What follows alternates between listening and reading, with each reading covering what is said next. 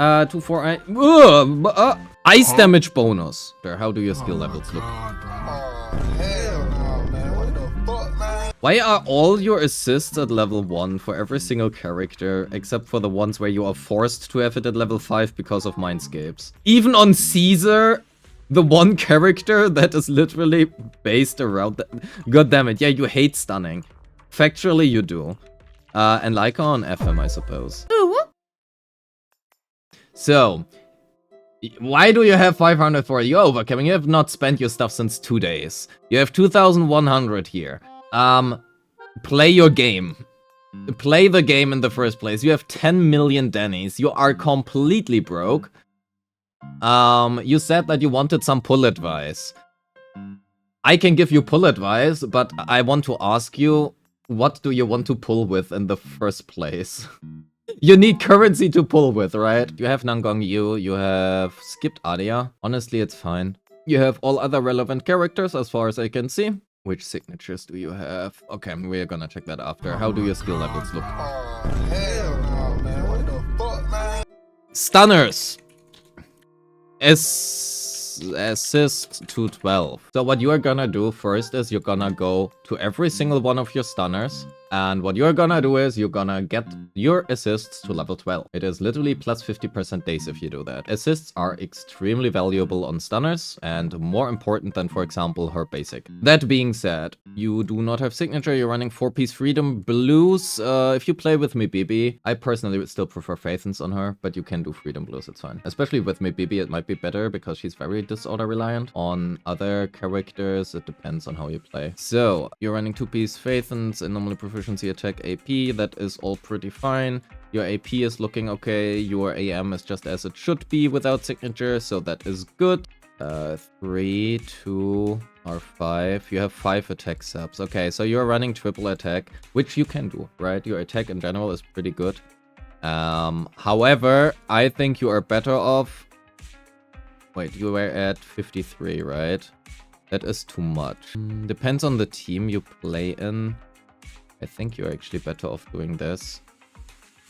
Get a little bit down on the attack, get a little bit more crit damage. You can improve upon this a little bit. I think you are better off running burst damage here right now. 4k attack is really high.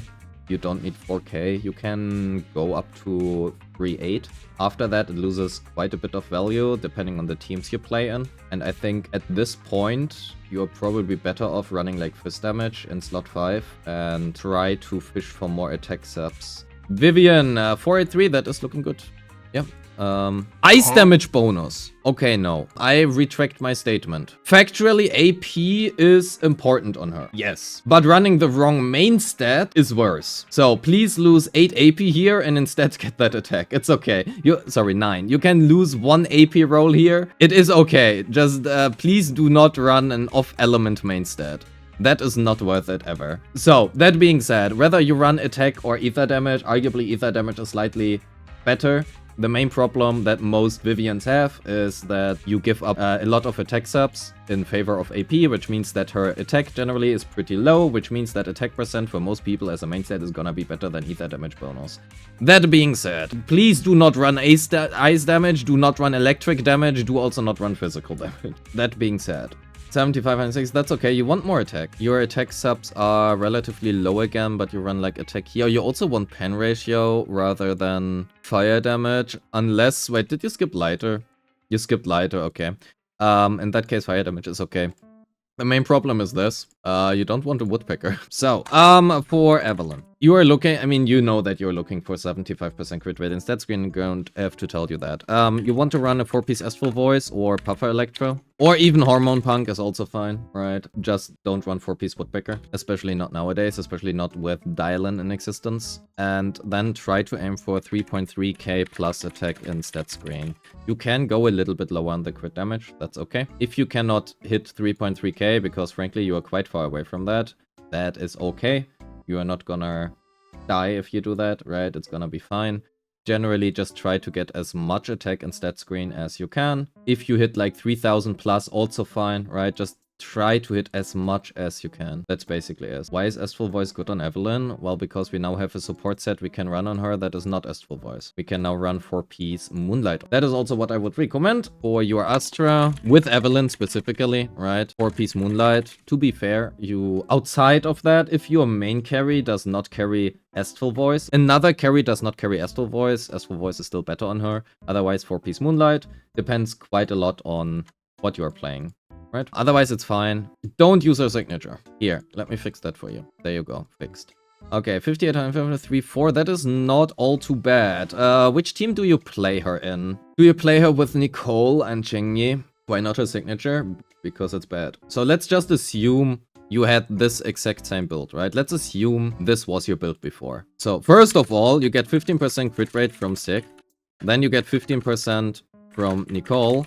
And then you get 30% from core. Hint that a 60% plus 58% is 118%, which means you are overcapping your crit rate by over 18% right now. You do not want that.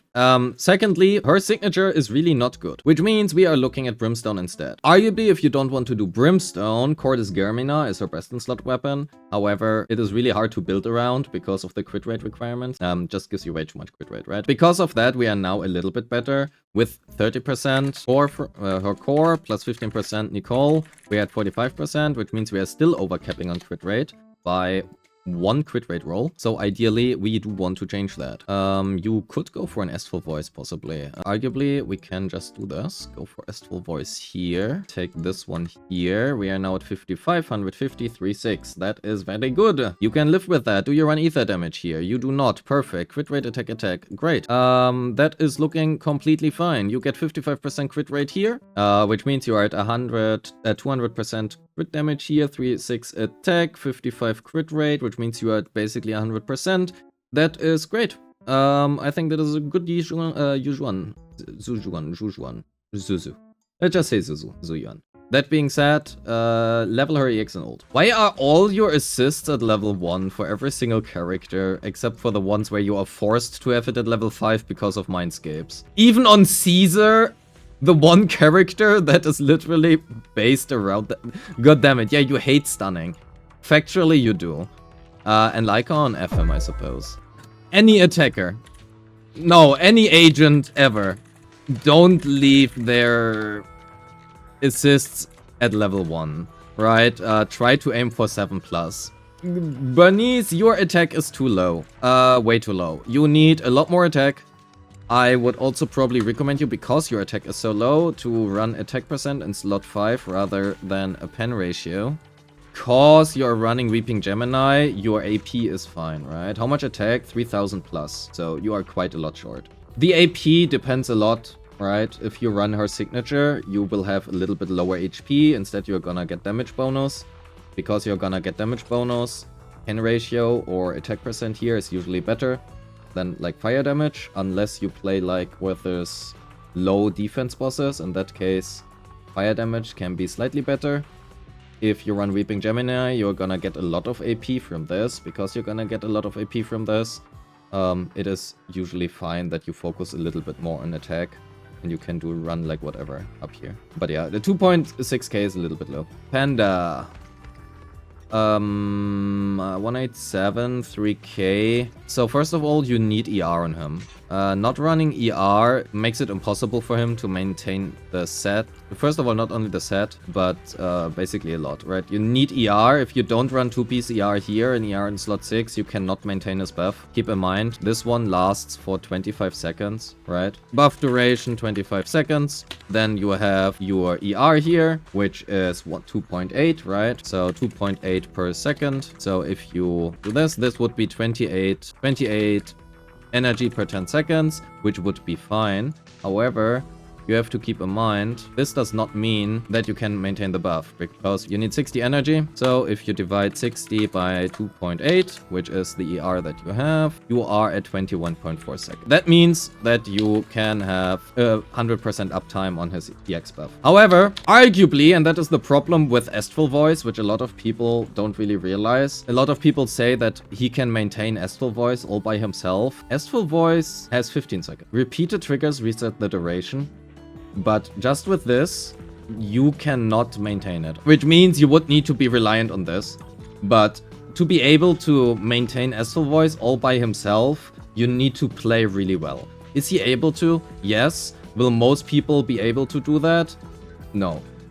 He can maintain it by himself, you just need to be a really good player, right? You need to do small things like do a basic attack, one basic after his EX before you use the quick assist, or do a basic before you cast his EX, all of this stuff. Swap cancel some EX during parries, so there's a lot of stuff.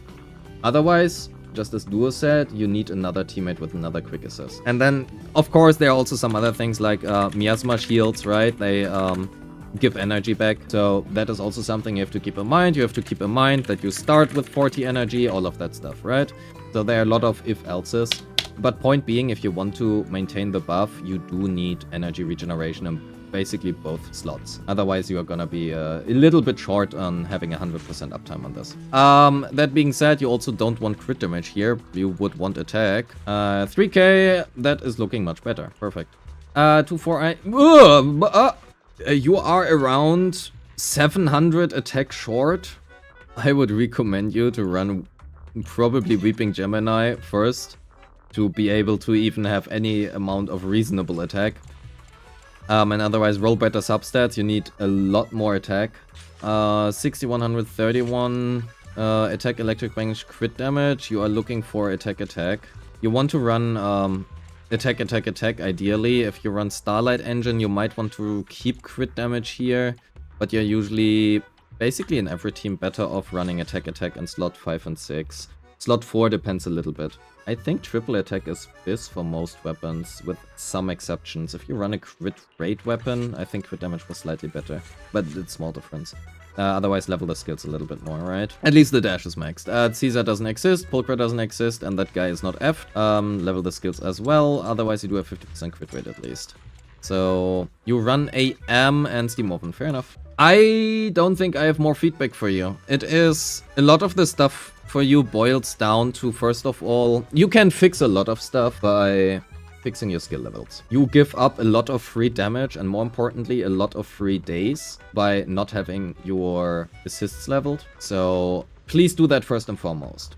Level your skills. It will make it much easier for you to get whatever kind of scores you desire. Secondly, you are neglecting attack percent as a substat a lot. Not only as a substat, generally attack percent a lot. So please try to get a lot more attack on basically all your units. How important are skills on anomaly agents? Depends on what you're looking for. I think assists are always useful because you will use them somewhen. If you don't use them, you are doing something wrong.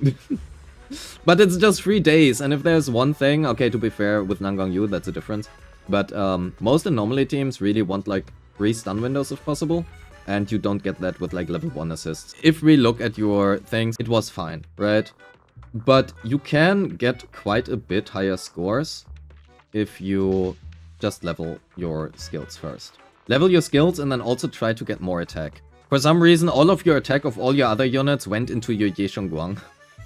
You just funneled all your other units' attack into your Yeshongguang.